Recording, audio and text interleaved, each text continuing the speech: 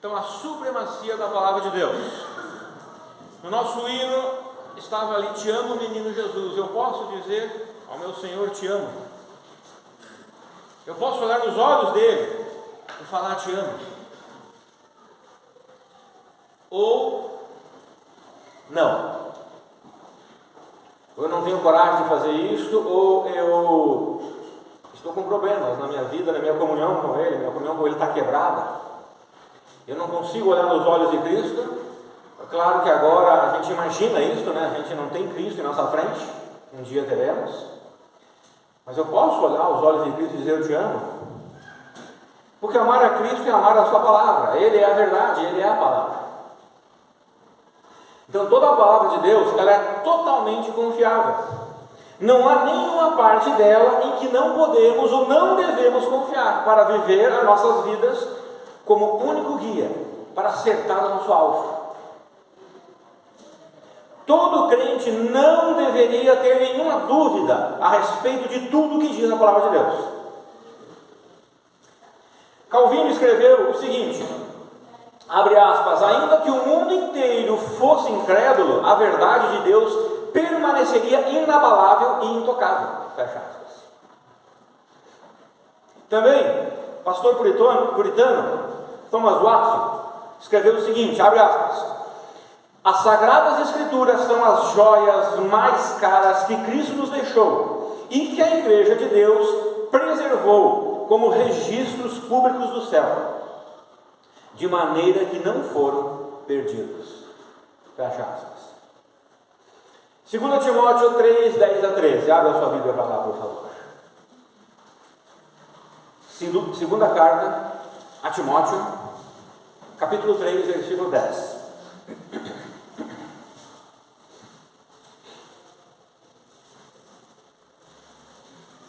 Tu, porém, Paulo escrevendo ao jovem pastor Timóteo, tu, porém, tens seguido atentamente minha teologia, ou meu ensino, conforme está na revista atualizada. Estou lendo na King James atualizada aqui, tá? Minha teologia, o meu ensino, mas olha que interessante. Tu tens seguido a igreja, tu tens seguido minha teologia, né? E agora eu vou falar assim: tu tens seguido atentamente ou carinhosamente, de maneira séria, a igreja, a Cristo, a teologia. Diferente, né? Foi o que Paulo falou a Timóteo.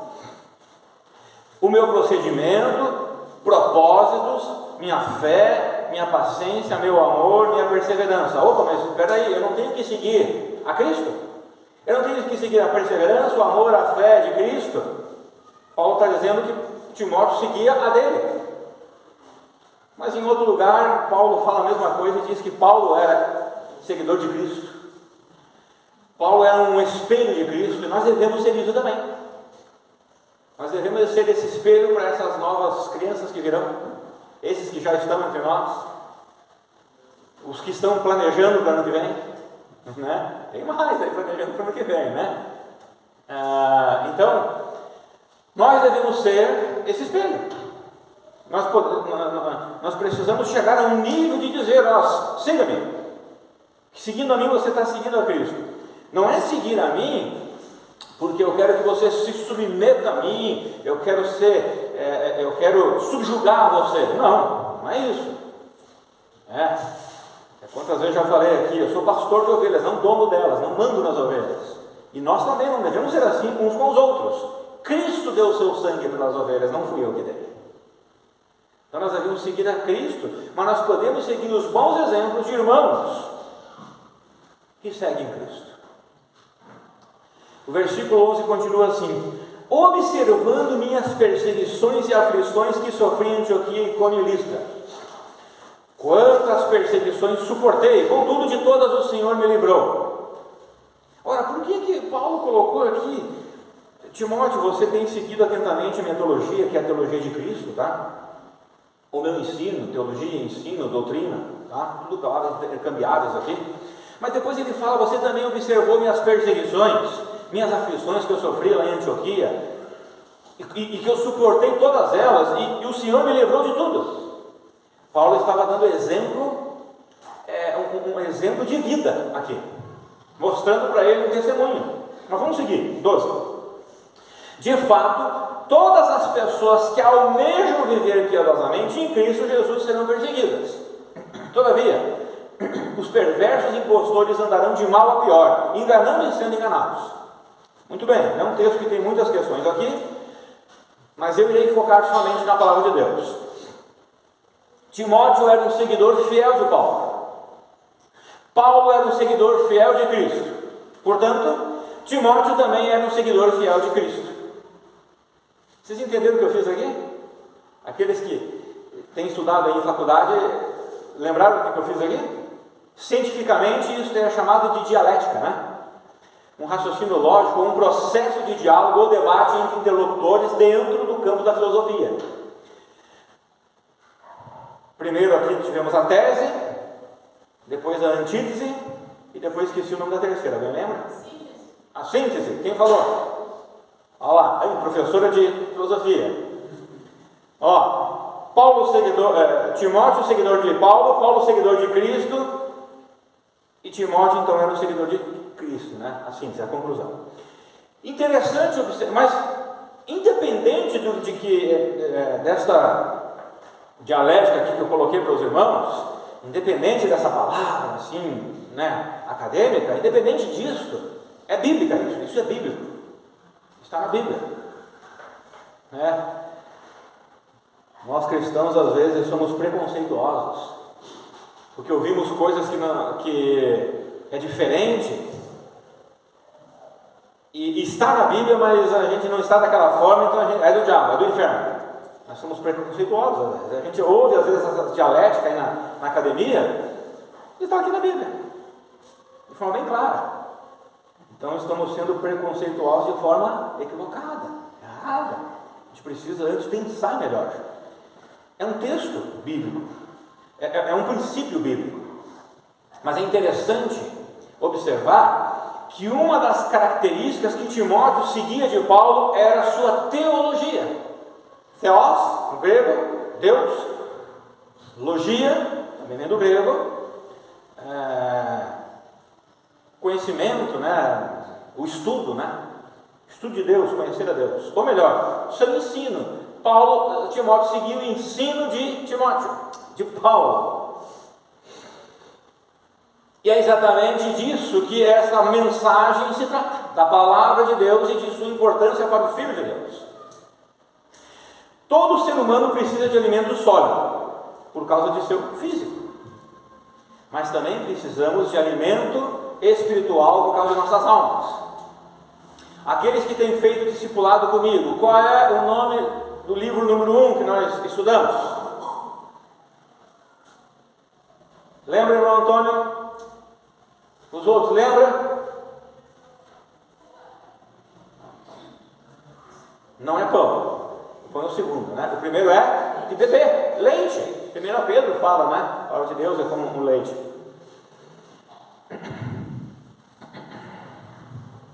O mundo perdido se alimenta espiritualmente de coisas que não provêm de Deus, mas um filho de Deus deve se alimentar da palavra de Deus, porque ela provém de Deus, ela é celestial, e de tudo o que há de espiritual para se alimentar. A palavra de Deus é o único alimento espiritual, totalmente ordenado e confiável. Então, ainda nesse texto, há algo interessante com relação à palavra de Deus. Veja o verso 13 novamente lá. Todavia, os perversos impostores andarão de mal a pior, enganando e sendo enganados. Então, os perversos aqui são aquelas pessoas que odeiam a verdade. E não só odeiam a verdade, elas militam contra a verdade. Porque eles também são impostores. É o que o texto está falando. Ou seja, alguém que se aproveita da credulidade, da fé das pessoas e da ignorância das pessoas, de outras pessoas, para ludibriá-los, para enganá-los, para afastá-los da verdade. Esse é um impostor, né? E o que é a verdade? Senão tudo o que Deus pensa e diz na sua revelação. João 8, 31 e 32, textos assim, muito famosos, conhecidos.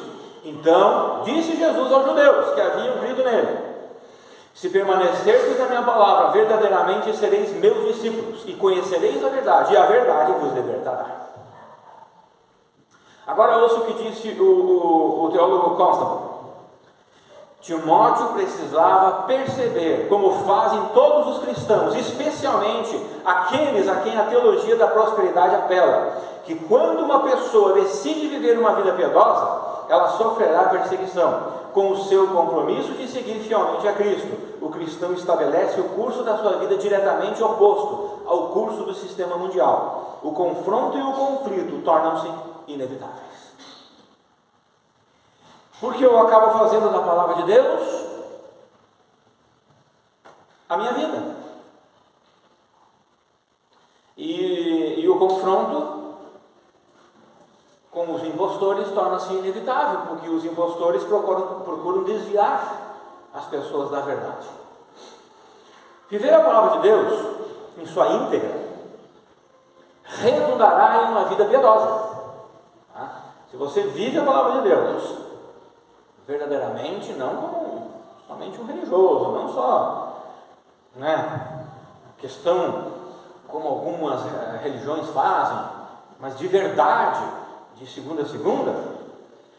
Isso, a conclusão disso, a síntese disso, o resultado disso será uma vida piedosa, automaticamente, é automático isso. E também terá perseguição. Exatamente porque a palavra de Deus é a verdade, e essa verdade acaba confrontando os pecadores, principalmente os perversos e os impostores. Veja o versículo 11 ali, novamente. Você tem observado minhas perseguições e aflições, que eu sofri em Antioquia, Icônio e Listra. Por que Paulo sofreu aflição e perseguição? Porque ele pregava o Evangelho. Contudo, de todas o Senhor me livrou. Agora, não é a questão aqui falar sobre evangelismo, mas falar um pouquinho, porque evangelismo tem a ver com a palavra de Deus, Como que se faz evangelismo? Cita alguma forma. Pessoal, falando com alguém conhecido, um vizinho, um parente, O irmão Osamar tem pedido algumas orações com relação a familiares, Então, pessoal, você fala com conhecidos. Você também pode falar com desconhecidos, Que outras formas mais? Sim, mas como que se faz o evangelismo? Também falando, Ok, que outra forma mais? Os jovens fizeram ontem. Vivendo. Ótimo! Também, como que os jovens fizeram ontem? Danilo? Entregando folheto. Vivendo o Evangelho. Estamos chegando perto. A gente pensa que evangelismo só missionário faz em outro lugar, ou entregando folheto, ou só falando. Mas vivendo também, sem falar nada. Dando exemplo, vivendo, dando testemunho. E de que formas nós damos testemunho? Sem falar nada agora. Não falo o Evangelho para ninguém, agora dando testemunho. Um é vivendo o Evangelho, que eu creio durante a semana. A outra, vamos pegar agora em termos de a igreja toda. Sendo uma igreja que não deve nada ao governo. Nós temos aqui a questão dos bombeiros, não temos? E faz tempo que os bombeiros não vêm aqui, sabe por quê? Eles não vêm aqui porque eles sabem que a nossa igreja está fazendo certo. Isso é testemunho. Então, eles confiam que a gente está trocando tudo certinho todos os anos. A gente faz isso. A gente está certo perante o governo. Nós estamos com a nossa documentação do Alvará, depois tem a questão lá que eu já falei da Midmissions, Nós estamos indo atrás de tudo isso. Estamos certos perante o governo, pagando os impostos perante o governo. Há pouco tempo arrumamos aqui o estacionamento, testemunho para a vizinhança. Tem uma coisa que precisamos arrumar ainda que está feia. Não está um bom testemunho, que é a nossa fachada, está feia. É um mau testemunho, mas nós estamos a caminho, não é má vontade da nossa parte. Nós queremos fazer isso. Testemunho, cuidar daquilo que Deus tem nos dado. Então, evangelismo não é só falar. Evangelismo é fazer, é viver, é mostrar. que o meu Deus é excelente, que a palavra dele é excelente, e eu vivo com excelência, que eu não vivo de qualquer jeito, não faço as coisas ao meu redor de qualquer jeito, eu faço com excelência. A palavra de Deus. Então Paulo estava dizendo o seguinte para Timóteo: você tem sido testemunha de todas as minhas perseguições e aflições e tudo que eu suportei por causa da palavra, e você tem sido testemunha de que Deus me livrou de todas as perseguições e aflições. Então Paulo está dizendo assim, você viu tudo que eu sofri, e você viu que Deus me livrou de tudo. Ou seja, Paulo, Timóteo, está aí o exemplo. Olha o que Deus está fazendo na minha vida. Confie na palavra de Deus, fique firme na palavra de Deus. Porque Paulo, ele não mostrou só o lado negativo. Você já viram aquelas pessoas que gostam só de contar desgraça? Eu passei isso, eu passei aquilo, e só foi isso, e não conta as bênçãos, porque Deus livra. E tem outros que só contam as bênçãos, esconde as desgraças também, né? Dois extremos errados, né? Olha, não. O Evangelho é assim: há sofrimento, mas há alegria, há conforto, Deus abençoa, Deus livra. É o que Paulo está fazendo com Timóteo. Paulo não estava enganando o jovem Timóteo: olha, vá para o ministério que é só bênção, só alegria. Não, é perseguição, é difícil, não é fácil, mas se Deus está chamando, Ele abençoa, Ele conforta, Ele vai junto, Ele livra também. Paulo estava formando o caráter e as convicções de Timóteo, com suas próprias experiências de fidelidade à palavra de Deus. Paulo estava sendo aquele que estava passando o bastão, mas ele estava sendo sincero, honesto, de como que é a vida de um pastor. Ele não estava escondendo coisas. Timóteo podia ter certeza de que seguir a palavra de Deus era melhor do que seguir os ensinamentos do mundo. O pastor Maia escreveu o seguinte: o registro e a preservação das Escrituras são obras sobrenaturais. Nenhum livro na história foi mais atacado, fragmentado, caluniado, devassado e dissecado do que a Bíblia. No entanto, ela permanece inalterável. Deus nos ensina sobre a sua providência por meio das Escrituras e com a própria preservação da Escritura. Como o autor da Escritura é o eterno e trino Deus, os seus ensinamentos permanecem como verdade viva e eficaz, a despeito das mudanças culturais e dos valores mutáveis da sociedade em cada época.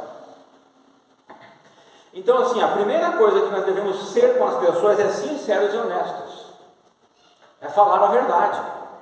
Não ficar escondendo coisas. Ser sincero e honesto. Entre uns com os outros e também com os incrédulos.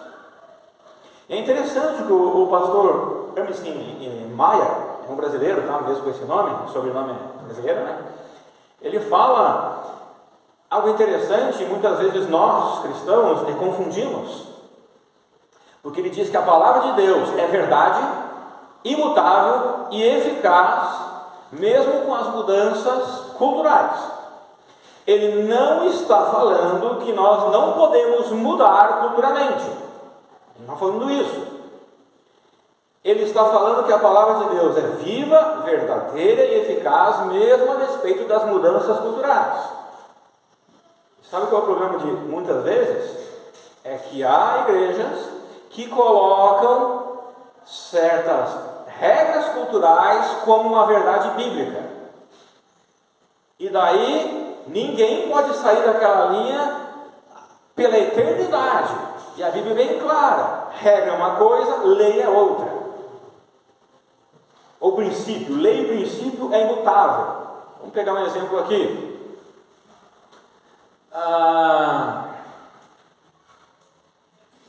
Ceia do Senhor é uma lei e tem o princípio lá dessa lei. E é uma ordem para sempre. Agora, regra: uma igreja faz todos os meses, a outra igreja faz bimestral. A outra, no Novo Testamento, a igreja fazia todos os dias. Agora, por que nós não fazemos todos os dias? Porque a cultura mudou, e a regra pode ser mudada. A lei não, o princípio não. A ceia do Senhor deve ser feita sempre, até a volta de Cristo. É um exemplo só que eu dei. Então nós precisamos cuidar muito com isso, para não misturar as coisas. Porque senão a gente acaba trazendo para os dias atuais coisas que a Bíblia não diz. Pureza. Vamos pegar outra questão aqui, eu não estou querendo criar polêmica. Cinema, por exemplo. Cinema, nós não temos na Bíblia o princípio da pureza? Sim ou não? Ele é imutável, não muda. Santidade, pureza e santidade, mesma coisa, tá? Não muda esse princípio, nunca deve mudar. O crente deve ser puro, deve ser santo, ele deve viver em pureza e santidade. Então, muitos anos atrás, não se podia ir no cinema. Por quê? Que filmes que o cinema mostrava antigamente? Só filmes pornográficos. Hoje, não precisa mais ter essa regra que não pode ir para o cinema. Por quê? Porque hoje mudou. Famílias vão para o cinema. Claro que precisa cuidar. E tem mais. Hoje ninguém vai mais para os cinemas assistir, não estou com o meu celular aqui, né? Assistir filme pornográfico, né? Pega o seu celular e está fácil lá, né? Então a gente tem que mudar a regra também. A regra não pode usar celular, não pode ter internet, crente. Ou seja, o princípio, a lei de pureza não muda, ela continua para o resto, para a eternidade, sempre. A regra muda, porque mudaram as épocas. Então, a gente precisa tomar cuidado com essas questões. A palavra de Deus tem sido alvo dos mais diversos tipos de ataques. E esses exemplos, irmãos, que eu citei, às vezes os próprios crentes atacam ela. Os próprios crentes invertem o que ela fala. Às vezes por seus próprios desejos egoístas. Igrejas, às vezes pastores, pelos seus próprios desejos carnais, falam o que a Bíblia não fala. Por isso que nós precisamos ser honestos, sempre honestos e sinceros e verdadeiros. Somente o que a Bíblia fala, só a Escritura. É um dos temas aí lá da Reforma Protestante, né? Então assim, entre esses ataques, o mais comum é a suposição de sua falibilidade, não é verdade? A Bíblia contém erros. Mas há um ataque mais sutil. Bom, esse ataque que eu acabei de falar aqui, vocês já devem ter ouvido, né? Não, a Bíblia tem erro, a Bíblia contém erros. Ela não é toda a verdade. Ou como falava ali o maior teólogo liberal, esqueci o nome dele agora, já falecido, um alemão. Para ele, só uma partezinha pequena do Novo Testamento que era verdadeira, o resto não tinha falha. Ou alguns, como fazem, só as palavras de Cristo são verdadeiras, o resto não é. E assim vai por diante. Não, os autores, né, o autor de tal livro já não é mais aquele, pode ser a fonte Q, a fonte B, a fonte X, a fonte... esqueci os outros nomes. Então assim, há um monte de coisas hoje. Mas irmãos, há um ataque mais sutil, porque assim, esse ataque em que a Bíblia é falível, ele não é sutil, concorda comigo? Ele não é sutil, é declarado, é uma guerra declarada e aberta, como Venezuela e Guiana, né? Maduro e Guiana, não Venezuela, né? Então há um ataque mais sutil que tem permeado boa parte da Igreja de Cristo. É a concepção, na maioria das vezes velada, de que as Escrituras não são suficientes para dirigir e orientar. Quantas e quantas vezes eu pequei dessa forma? Quantas e quantas vezes eu não tive fé suficiente na palavra de Deus, sendo suficiente, né? Tive fé suficiente que a palavra de Deus fosse suficiente para me ajudar e dirigir a minha vida em problemas que eu enfrentei. Eu sou o primeiro a levantar a mão, pequei várias vezes, pode ser que venha pecar novamente. Quantas e quantas vezes nós estamos com a palavra, somos os homens, as mulheres, o povo da palavra, mas de forma velada, de forma suave, de forma escondida, de forma que ninguém sabe, só Deus sabe, a gente não confia plenamente, suficientemente, que ela é suficiente para a minha vida, para me dirigir, para me ajudar. Quantas vezes eu me apavoro, quantas vezes eu entro em preocupações, em depressões, e quantas vezes eu tomo decisões erradas, porque eu não creio que aquilo que a Bíblia está dizendo vai resolver a minha situação. Ou pior, eu creio que a Bíblia vai resolver, mas eu creio que a Bíblia não vai dar aquilo que eu quero, porque eu não creio que o que Cristo quer para a minha vida é suficiente. Grudem falou que todas as palavras na Bíblia são palavras de Deus e que, portanto, não crer em alguma palavra das Escrituras ou não obedecer a ela é não crer em Deus ou desobedecer a Ele. Interessante, né? Vá lá para Hebreus, capítulo 6, por favor. Hebreus 6, 16 a 19.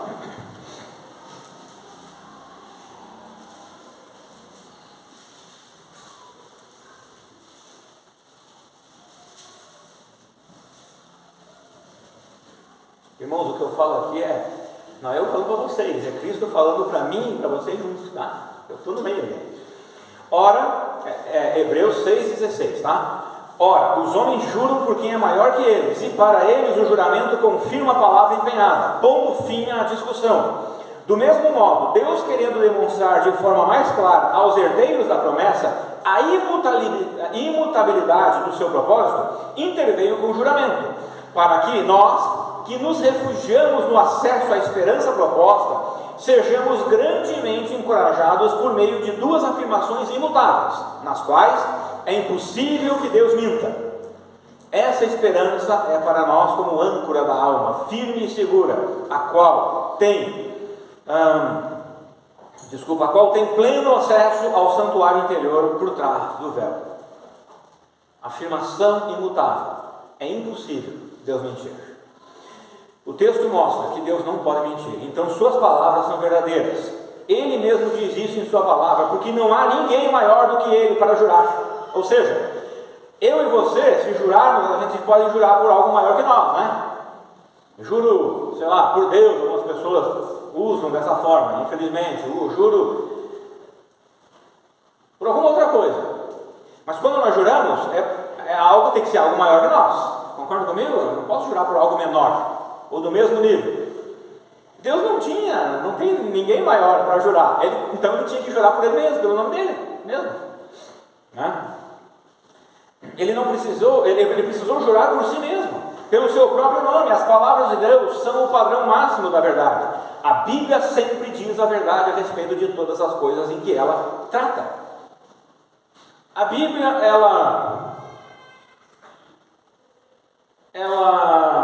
Deus, ele é onisciente, certo? Então ele conhece tudo. Ele conhece tudo o que os seres humanos não conhecem desde Adão até os dias de hoje. Em tudo que a ciência tem, Deus conhece muito mais. Porque a ciência é produzida por quem? O homem. E a lógica do homem tem limites ou não? Tem. Deus é supralógico, ele não é limitado. Tá? Então assim, Deus conhece muito mais do que o homem. Conhece tudo.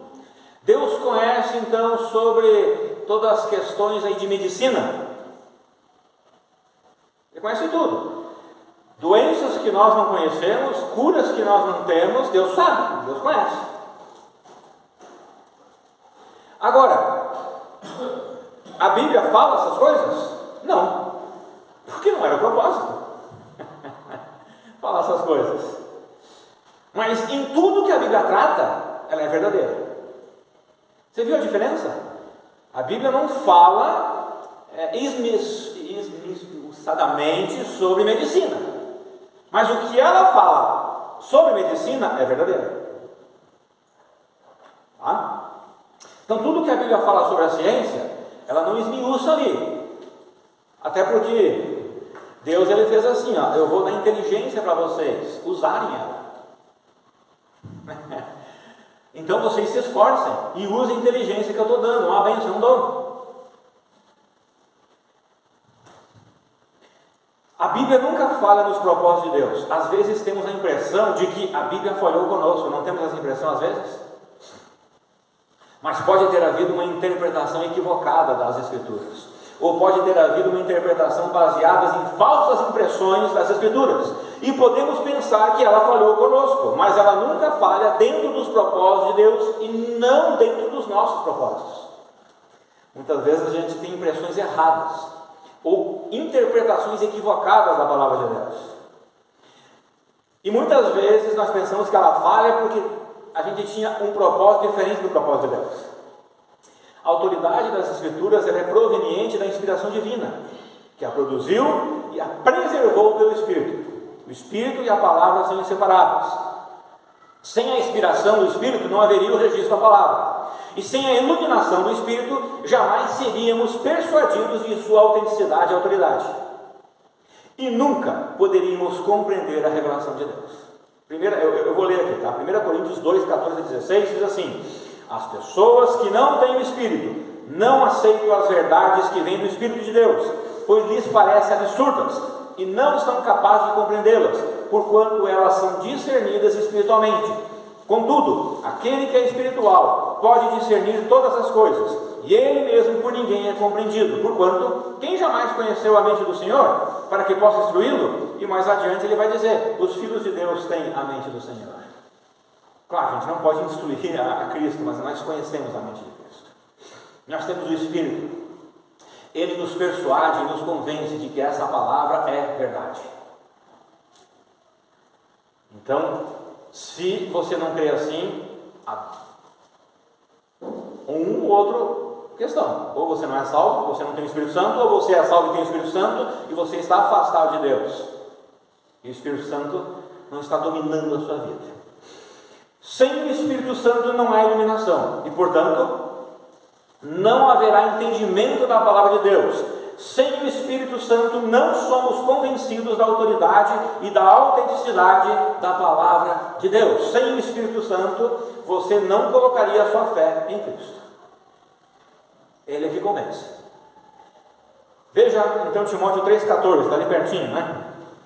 E 15: tu, no entanto, permanece no ensino que recebeste, sobre o qual tens plena convicção, sabendo perfeitamente de quem o tem aprendido, porque desde a infância sabes as sagradas letras, que têm o poder de fazer-te sábio para a salvação, por intermédio da fé em Cristo Jesus. Timóteo tinha uma dívida com Paulo, mas não só com Paulo. Também Timóteo tinha uma dívida com a sua avó Lloyd e a sua mãe Eunice. Timóteo veio pronto para receber e aceitar todo o ensino teológico de Paulo. Não existe qualquer outra pessoa ou instituição que deve ensinar os filhos na palavra de Deus do que os pais. Os filhos não vêm à igreja para aprender as coisas básicas do Evangelho, e nem para viver a vida cristã. Eles já conhecem o básico pelos pais, e já vivem a vida cristã por causa dos pais. Na igreja eles apenas continuarão crescendo e deverão servir, como Timóteo. Timóteo, quando foi servir no ministério com Paulo, já estava pronto com as coisas básicas. Paulo não teve o trabalho de dar o leite para Timóteo. Paulo diz: ele já está pronto nas coisas básicas. Eu preciso partir de onde ele está, não preciso nivelar ele, eu preciso partir de onde ele está para frente. Porque ele veio pronto da onde? Da mãe e da avó, que ensinaram as coisas básicas do Evangelho. Eu sou responsável pelas minhas filhas. Eu já fui responsável pelas filhas. Eu e minha esposa, né? As duas já são adultas, uma casada. Nós somos responsáveis por eles. Deus vai cobrar de você as coisas básicas do Evangelho, a não ser que as crianças e adolescentes que estão aqui não têm pais crentes. Daí vai cobrar da igreja. Mas assim, pode ter certeza que quando chegar lá no céu, Deus vai cobrar dos familiares, não vai ser do pastor, por não ter ensinado as coisas básicas do Evangelho, tá bom? O pastor tem a sua parcela também, é claro. Mas aqueles pais que pensam assim: vou levar na igreja, ela se vira, você vai ser cobrado. Não é eu que tenho que cobrar, é o Cristo, né? Timóteo veio pronto. Então não existe qualquer outra pessoa ou instituição que deva ensinar os filhos na palavra de Deus do que os familiares. Na igreja, eles apenas continuarão crescendo. Paulo não disse que ele deveria esquecer de tudo que tinha aprendido. Paulo não diz que você tem que zerar a sua mente, como algumas ideologias tentam fazer em nossa sociedade, né? Paulo não diz assim: olha, Timóteo, você veio com os ensinamentos da sua mãe, da sua avó, lá do Evangelho, não tem que zerar tudo, eu vou colocar tudo coisa nova. Não. Paulo diz: vou partir daqui para frente. Se você aprendeu, é Bíblia, é base do Evangelho. Paulo disse o seguinte: permanece no ensino que recebestes. Não foi isso que Paulo falou? Permanece no ensino que recebestes. De quem? De Lloyd e Eunice. No verso 15, Paulo revela de onde veio o ensino de Timóteo, da infância dos seus familiares. Paulo tinha esse ensinamento como algo muito importante. E olha que interessante, a palavra de Deus é que podia tornar Timóteo sábio para a vida de salvo, durante o seu tempo nesse mundo, por ele ter colocado sua fé em Jesus Cristo, que é a verdade. Então, irmãos, colocar a fé em Jesus Cristo, que é a verdade, é crer e viver esta verdade. João 14,6, assegurar-lhe Jesus: eu sou o caminho, a verdade e a vida, e ninguém vem ao Pai, senão por mim. Crer em Jesus e viver a verdade da palavra de Deus são coisas inseparáveis. Eu creio, pastor, em Jesus, mas não vivo a verdade. Então você não crê no Jesus da Bíblia, porque o Jesus da Bíblia é a verdade.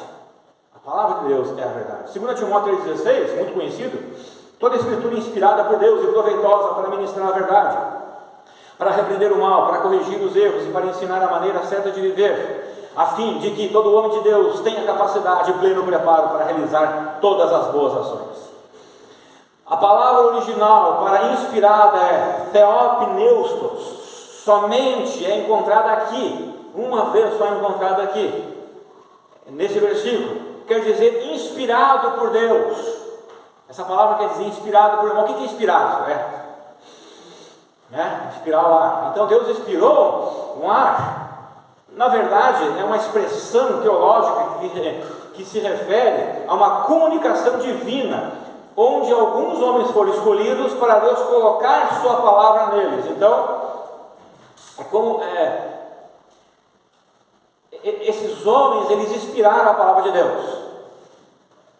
Deus respirou a palavra dele nesses homens, e esses homens então inspiraram a palavra de Deus. Agora, por que fala que Deus inspirou? Porque o homem por si próprio não pode fazer nada. Então Deus é que fez com que eles inspirassem a palavra dele. Entende essa questão? É claro, nós falamos assim, nós falamos que os homens inspirados por Deus. Agora, quando você vai na íntegra da palavra em português, inspirar é um ato meu, é uma ação minha, né? Eu inspiro. No caso da palavra de Deus, eles foram inspirados por Deus. Deus respirou a sua palavra neles, eles foram inspirados por Deus para colocar. Não é inspirado, nesse sentido, não é aquela inspiração do artista, sabe o artista lá?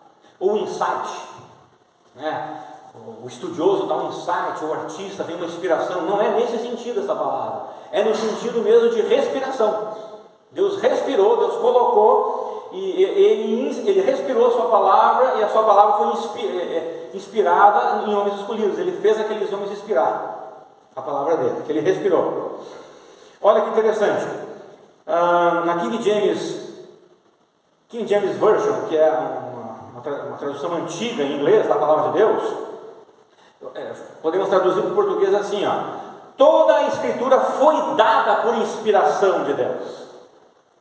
Ela foi dada.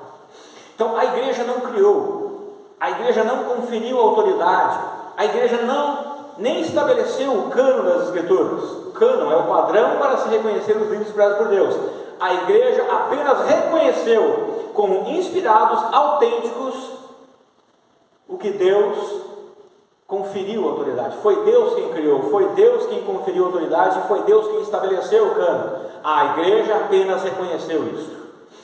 E isso foi pela obra de iluminação do Espírito Santo. Miller Erickson define inspiração da seguinte maneira: compreendemos a inspiração das Escrituras como a influência sobrenatural do Espírito Santo exercida sobre os autores da Bíblia, que fez com que seus textos fossem um registro preciso da revelação ou resultassem de fato na palavra de Deus. A palavra de Deus foi dada por Deus aos autores originais e podemos ter certeza de que ela chegou até nós sem erros. Eu creio na preservação da palavra de Deus. Por isso a minha resposta é sim, ela chegou até a mim sem erros. Deus supervisionou os escritores bíblicos na inspiração e Deus tem supervisionado a igreja na preservação da palavra dada lá no início. O site God Questions coloca da seguinte forma uma definição de preservação da palavra de Deus: a doutrina da preservação em relação às Escrituras significa que o Senhor manteve a sua palavra intacta quanto ao seu significado original. Preservação simplesmente significa que podemos confiar nas Escrituras porque Deus tem soberanamente supervisionado o processo de transmissão através dos séculos. E por que eu creio na preservação da palavra de Deus? Porque Mateus 5,18 diz o seguinte: com toda certeza vos afirmo que até os céus e a terra passem, nenhum i ou um mínimo traço, como tio, se omitirá da lei até que tudo se cumpra. Se a palavra de Deus não foi preservada, não tem como se cumprir. Mateus 24,35: o céu e a terra passarão, mas as minhas palavras jamais passarão. Se a palavra de Deus não foi preservada e contém erros, esse versículo aqui também não vale nada para mim. Isaías 48: a relva murcha e as flores caem, mas a palavra de Deus, do nosso Deus, permanece eternamente. Então eu penso que podemos encontrar na preservação da palavra de Deus por esses textos. Paulo estava exortando a Timóteo a perseverar na autoridade da palavra de Deus, como inspirada e inerrante, confiando nela e praticando em sua vida. Somente assim ele seria um homem capaz e plenamente preparado para praticar boas obras aceitáveis a Deus, como exposto lá no versículo 17, a fim de que todo homem de Deus tenha capacidade e pleno preparo para realizar todas as boas ações. Em outras traduções se encontra perfeito. No original quer dizer completo, competente, proficiente, capaz de atender todas as demandas. É nesse sentido que a palavra perfeito tem o sentido no português, nesse verso. Não no sentido de que não há nenhum defeito, porque nesse sentido nós todos somos defeituosos, não somos?